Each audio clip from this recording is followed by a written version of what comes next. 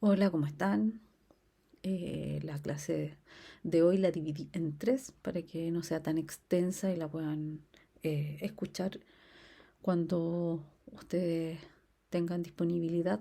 Ya. Con respecto a la... Vamos a ir un poquito más rápido en la primera etapa, que es del ciclo celular, que es la clase la dividí en tres. Ciclo celular, la primera parte, mitosis en otra y meiosis en otra.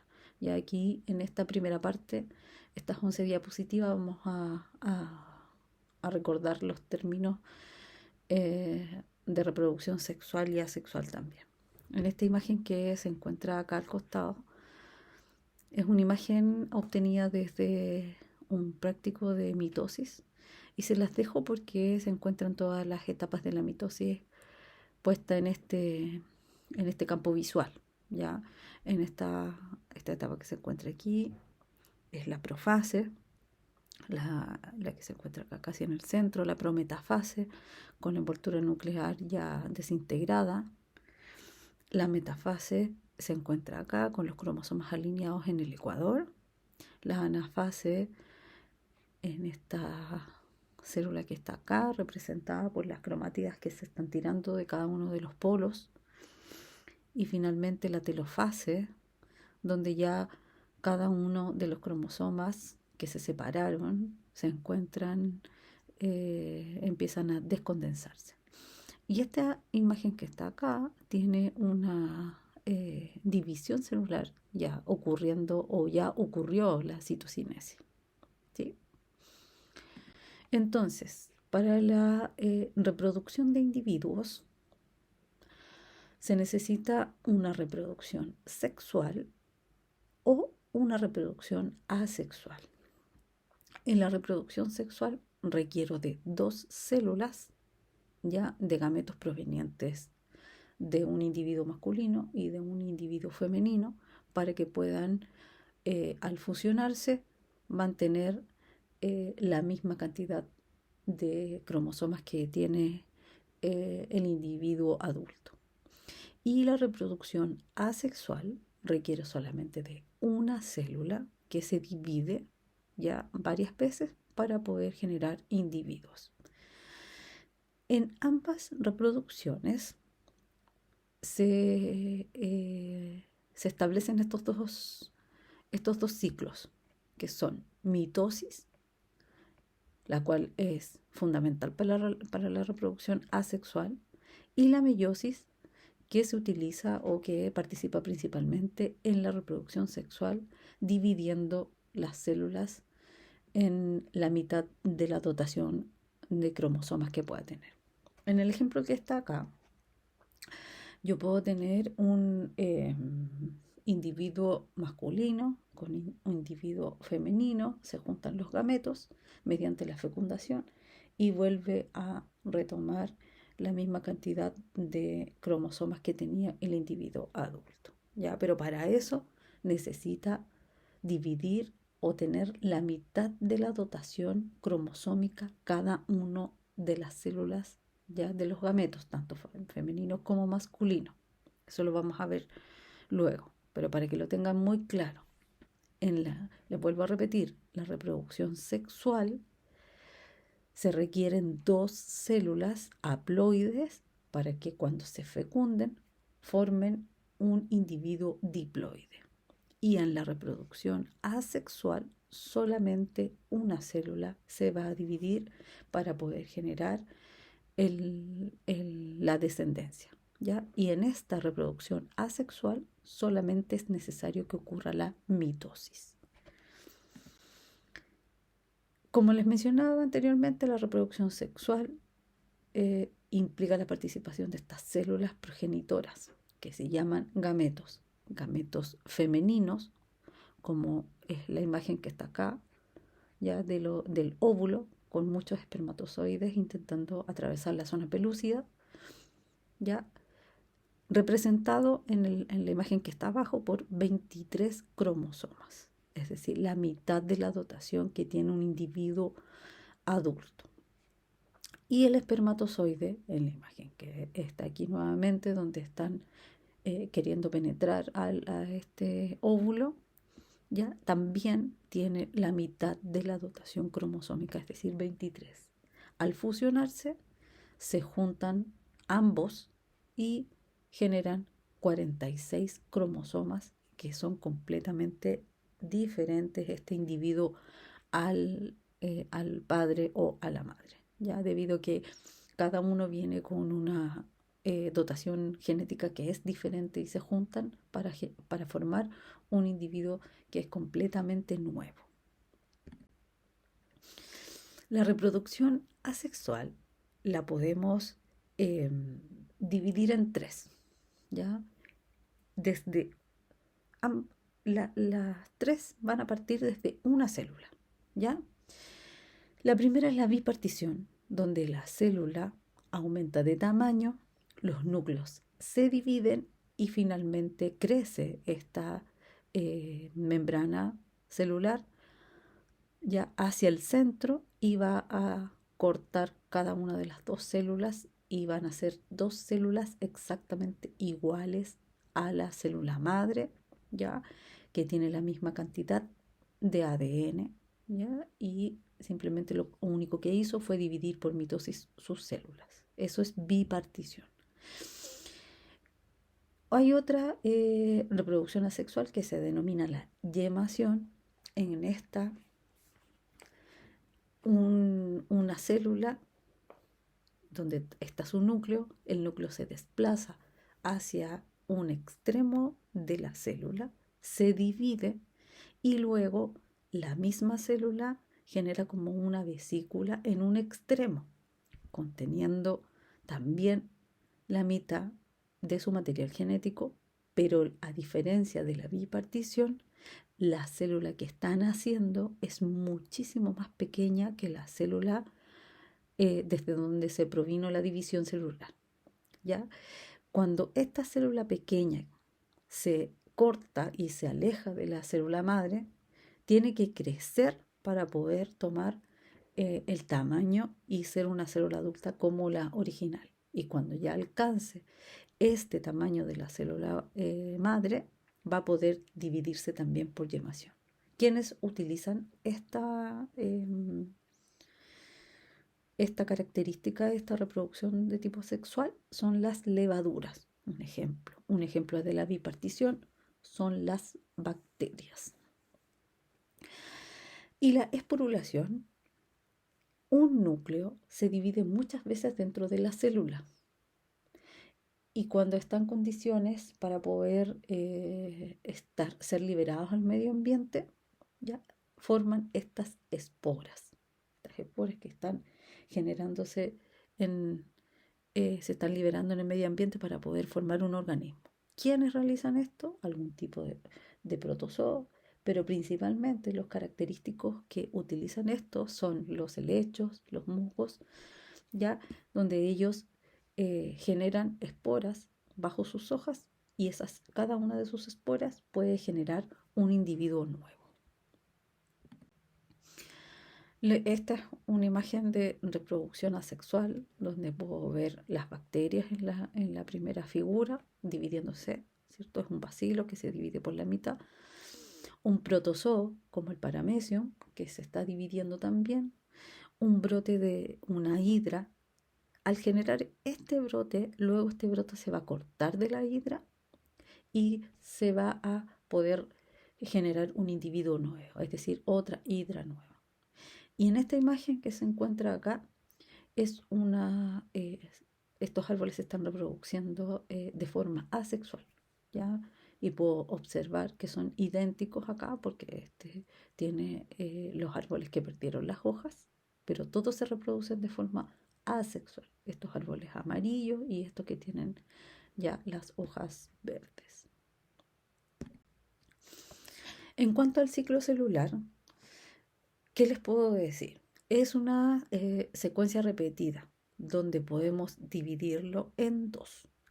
Uno que compone la interfase y el otro que se compone de la fase M o mitosis. En la interfase podemos encontrar la fase G1, donde la célula crece y se desarrolla, se multiplican los organelos para poder pasar a la fase S, que es donde se divide el ADN, el material genético se duplica. En esta fase es donde yo puedo decir que está ocurriendo la replicación, en la fase S. Luego pasa a la fase G2, que indica que si los cromosomas y la célula en sí se puede dividir y entra en mitosis, ¿ya? Y la mitosis tiene 4 grandes fases. Hay una entre medio que en algunos libros pueden ocurrir o se pueden presentar como 5. También es válido eso. Entonces, el ciclo celular de una célula procarionte es por fisión binaria, lo que les mencionaba anteriormente. A partir de una célula se divide y se replica el ADN. Luego esta célula, ya que tiene el ADN replicado, se va a agrandar o va a crecer. Luego hay una formación del septum. Esta formación del septum significa que las membranas celulares van a empezar a crecer hacia el centro y van a empezar a formar un septo entre ellas hasta poder dividir las dos células con cada una con la replicación correspondiente de ADN. Las etapas del ciclo celular eucarionte, como les decía, en la fase G1, S y G2 es la interfase y la fase M es la fase ya de división celular. Entonces, la fase G1 se prepara la célula, es decir, va a crecer en tamaño y va a crecer también sus organelos y puede diferenciarse e incluso especializarse pasando a G0. El G0 es cuando una célula sale de este ciclo celular y comienza a realizar sus funciones metabólicas normales dentro de una célula, dependiendo de la célula que se esté hablando. Si es una célula hepática, es una célula del torrente sanguíneo o es una célula del sistema digestivo, del sistema pulmonar, del sistema cardíaco, de donde sea, esta célula va a salir y va a empezar a realizar su función. ¿Sí? Si es que no pasa eso, ocurre la fase S. Entonces, de G1 pasa a S. En la S, la célula va a replicar su ADN, va a replicar su material genético. Y luego pasa a la fase G2, donde la célula se prepara para la división, tanto a nivel cromosómica o extracromosómico, como sea la citocinesis, que es la división de su citoplasma. Y en la fase M ocurre la división celular como tal, ¿ok? Donde se puede dividir por mitosis, donde la célula va a crecer, o por meiosis, donde la célula va a formar gametos. ¿Cuáles son las enzimas específicas que impulsan este ciclo celular? Existe un factor de crecimiento, ¿ya? Que cuando viene y cuando se posiciona en el receptor que se encuentra en la membrana plasmática, el receptor del factor de crecimiento estimula a la ciclina para que se sintetice y esta ciclina, al sintetizarse, se va a unir con una quinasa dependiente de ciclina y esto va a activar la replicación del ADN. Recuerden que la replicación del ADN ocurre en la fase S. Luego, este mismo factor de crecimiento, donde tengo a mi ciclina unida con la quinasa dependiente de ciclina, esta va a activar y va a estimular la división celular. Entonces vamos a tener en 2 etapas del ciclo celular que en una se va a estimular la división celular y en otra se va a estimular la mitosis como tal. Para esto también existen controles. Si yo también tengo mi ciclina que se va a unir a mi quinasa, dependiente de ciclina, también voy a tener un control del ciclo celular. Y estos son tres controles principalmente. Un control es el que se coloca o el que se verifica ya de G1 a S. Recuerden que en la etapa S es donde se duplica el ADN y en la etapa G1 es donde la célula va a crecer y se va a desarrollar. Cuando pasa de G1, está pasando a la etapa S, hay un control donde se verifica si el ADN se encuentra intacto y está adecuado para replicarse. ¿Por qué? Porque ahí nosotros vamos a dividir el material genético. Si este está intacto y se puede replicar, pasa a la fase S. Pasado la fase S, porque ya se replicó el ADN, pasa la fase G2. De G2 a división, ¿ya? O a mitosis como tal. Y ahí hay otro punto de verificación donde se verifica, pasado la G2 y entrando a mitosis, se verifica si el ADN se replicó correctamente. Es decir, lo que ocurrió en la fase S, si esto se replicó completamente todo el ADN y está de forma correcta para que se pueda dividir la célula en sí. Y la tercera, el tercer sistema de control, el tercer punto de control es desde la metafase a la anafase. Recuerden que en la metafase los cromosomas se encuentran unidos en el uso mitótico, ya para que en la anafase se puedan tirar mediante atracción por los polos las cromátidas y pueda dividir la célula. Entonces, el tercer punto de control es de la metafase hacia la anafase, donde se indica si es que todos los cromosomas se encuentran unidos para que cada una de las células que se va a dividir tenga la misma dotación genética. ¿Ok? Entonces, voy a volver a repetir. El primero punto de control se encuentra desde la fase G1 a S, donde se verifica si el ADN se encuentra intacto para replicarse. La segunda control es de la fase G2 hacia la división celular, es decir, cuando ya se replicó el ADN en la fase S, desde la etapa G2 a la mitosis, se verifica si este ADN se replicó correctamente. Y un tercer punto de punto de control es de la metafase hacia la anafase.